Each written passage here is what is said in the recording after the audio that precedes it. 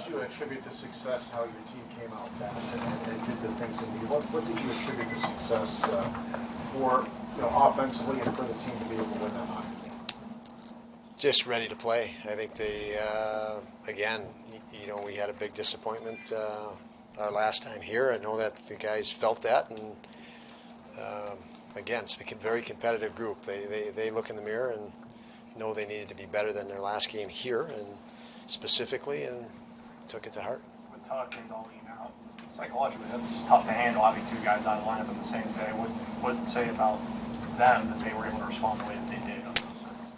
Yeah, I think what it says is psychologically that doesn't affect them. They're competitive people. They believe in their own ability, in their ability to rise, and we're going to need guys to rise when players are absent. Players, specifically the caliber of Tuck and Darlene. We know those guys are incredible hockey players, but it doesn't say a lot if you're worried about, this might not be the case, that might not be the case, and I don't think these guys worry that there's anything that they can't do in the absence of guys. So that was nice to see. Obviously, might have to continue. In Tuck's case, definitely, we're going to be without him for a while, and this is why I say all the time, we don't have one player that's going to be a savior. You're going to win. It takes a team, and our guys, I think, have identified with that all the way through. So I don't expect our guys to dwell on anything. No, in that same vein, you got 12 guys who made the score sheet. I mean, yeah, still got 4 points, but you got 12 guys total who made the score sheet. How encouraging is that? And especially when you see Vinny just step into the lineup and do what he did tonight. It was great to see Vinny do that and perform the way he did. As I mentioned this morning, how the coaches report from Rochester in our conversations was he's done the right things there to stay ready for this opportunity. We talked to him even when he left. There's going to be another opportunity, so make sure you're ready for it, prepare for it. Don't dwell on anything. And it was important to me to get him in the lineup because of my conversations with him to that end. And he answered any questions.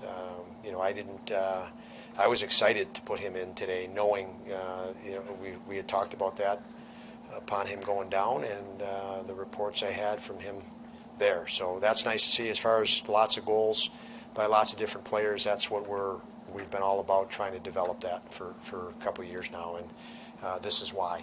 This is exactly why. In terms of players stepping up and rising to a challenge, what can you say about the game Quinn had offensively, a fight, just overall stepping into Tuck's spot? Incredible job by Jack. He's been playing well lately and feeling confidence, and this is another window of opportunity to give him that type of an ice time, that type of situation, knowing that he's building a foundation that's stronger and stronger at the NHL level. And he used that foundation tonight to make plays with those guys. And obviously not on his line tonight was Dylan Cousins, in the play he made to him. Obviously there was already, his line mates had changed, and so he made a high-end skill play while he was tired and fatigued, and still had enough vision to see and send Cousin in alone. Really indicative of a very talented kid that's improving every day. And the fight showed a lot of grit, a lot of heart. I know our team and bench was pretty excited about that. I remember last year when Thompson scored his 30th, you shared with us what you said to him. Now he scored his 40th. You feel the same way? Exactly. Yeah, I don't think there's a limit to. He's certainly not near a limit to where we have to even talking about what he can't do. I think he's not even close to his limit and capacity, whatever you want to say. And it's important he strives to that for more and more. And he's very happy for him. He got his 40th tonight, obviously, and that's exciting in its own right. And but there's a lot more for him, and I think he knows that. It was obvious early on Dylan was locked in. Just what vibes was he giving off? What did you see from him today? Yeah, he just it looked like he was in sync and feeling good about his game.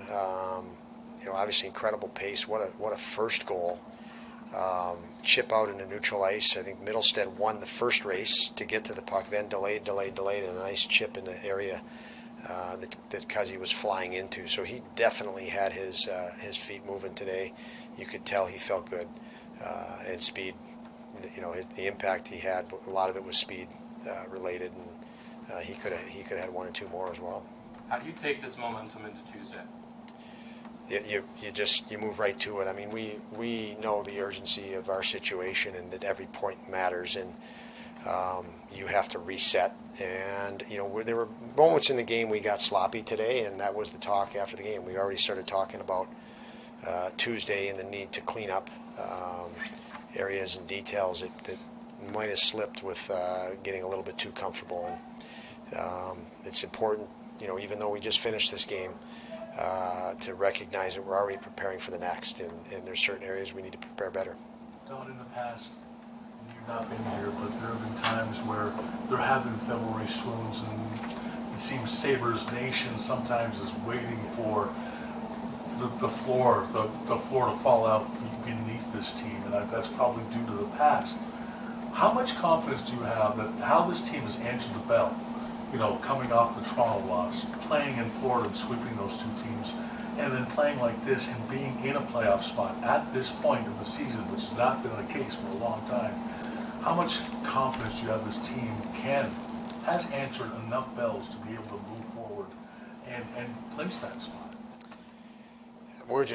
John, we're just worried about Tuesday and winning, and we'll just stay focused on that. I mean, I think the big thing, if there's anything, as you speak and frame a question, I think through the grind, the NHL and pro hockey, pro sports is a grind, and we don't need to beat ourselves up. We had a lousy, terrible game 3 games ago, and if I came in here and talked about how bad things were, and this bad and that bad, started blaming, we're probably going to carry a lot of negative forward. And I think this group has done a great job of letting go of things, and you can't let go of them if you're not going to be competitive about preparing and going out the next night.